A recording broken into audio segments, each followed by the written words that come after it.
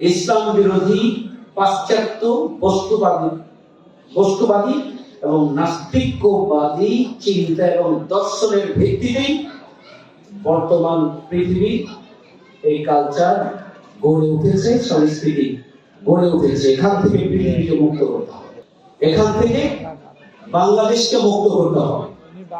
বাংলাদেশের 90% মানুষ মুসলমান, তারা আল্লাহর প্রতি ঈমান এবং বিশ্বাস করেছে, রাসূলকে তারা নেতৃত্ব মানে, আখিরাতে তারা বিশ্বাস করে, অথচ তাদের জীবন আছে, অথচ কালচারের যে উপস্থাপনার মাধ্যমগুলো, বাহনগুলো, এগুলো তার ঈমানের সাথে সাংঘর্ষিক, ঈমানের সাথে কোনোভাবেই এটি যায় না, তার চিন্তা দর্শনের সাথে যায় না। একজন মুসলিম, একজন ঈমানদার তার ঈমানের সাথে সাংঘর্ষিক, এটা কোনোভাবেই তার সাথে যায় না। কিন্তু আমাদের সন্তানরা আছে সেই কার্যক্রমের সাথে সম্পৃক্ত।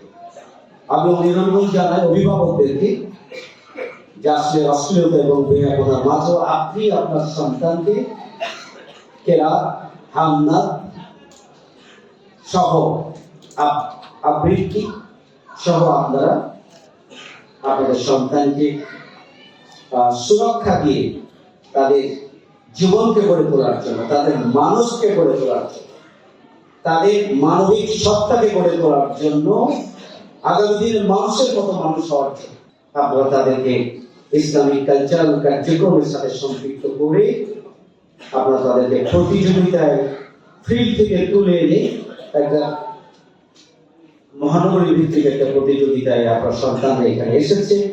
আপনাদের সেখানে ভূমিকা আছে, তৎপরতা আছে, প্রচেষ্টা আছে। আল্লাহ রাব্বুল আলামিন সেটি যেন কবুল করেন।